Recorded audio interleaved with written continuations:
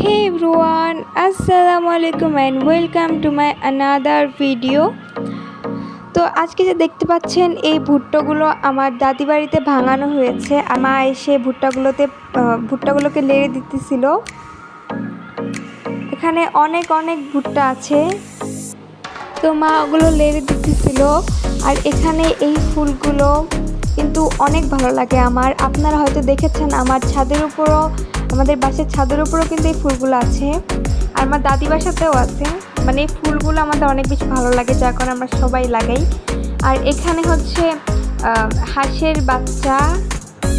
আমার দাদি এই হাঁস আর হাঁসের বাচ্চাগুলোকে পালে। আর এখানে আজকে করব হচ্ছে মিষ্টি কুমড়ার ফুল ভাজি।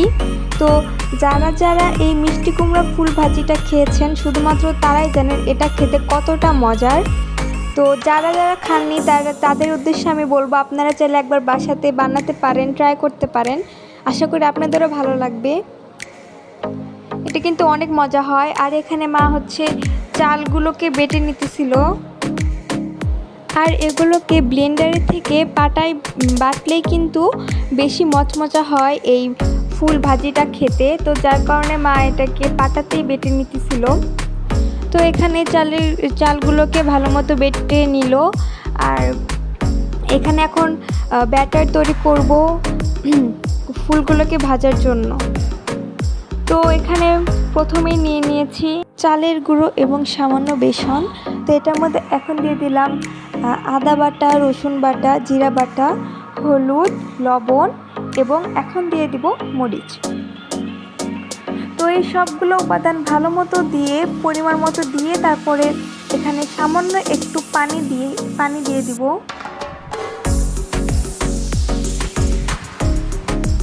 আর এখন এগুলোকে ভালো মতো মিশিয়ে নিব।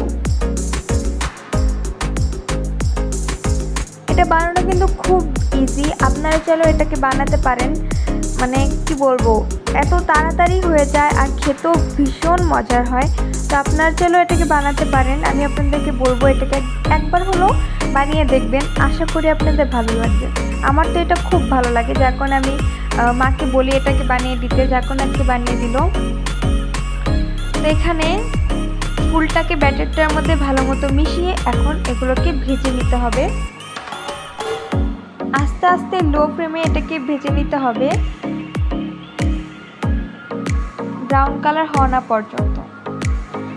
আর যারা এটাকে একবার হলেও খেয়েছেন তাদের উদ্দেশ্যে বলতে চাই, আপনাদের এটা কেমন লেগেছে আমাকে অবশ্যই জানাতে ভুলবেন না। আমাকে অবশ্যই বলবেন আপনাদেরও কি আমার মতো এটা ভালো লাগে।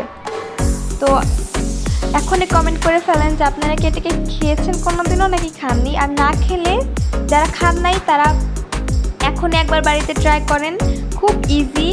দেখলেনই তো কত তাড়াতাড়ি এটা হয়ে গেল, মাত্র 5 মিনিটের মধ্যে এটা হয়ে যায়।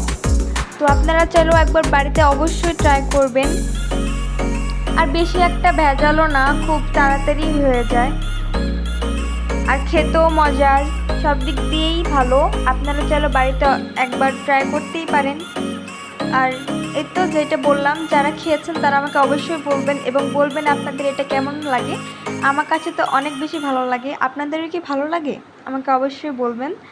আর এখানে আমি আস্তে আস্তে করে সবগুলো ভেজে নিচ্ছি, একদম জোরে ভেজে নিতেছি না, তাহলে কিন্তু বাহির দিয়ে একদম মানে এটা পোড়া হয়ে যাবে আর ভিতর দিয়ে কিন্তু সিদ্ধই হবে না, এমন একটা অবস্থা হবে। যার কারণে এটাকে চুলার আস্তে পাওয়ার দিয়ে তারপরে এটাকে ভেজে নিতে হবে আস্তে আস্তে করে।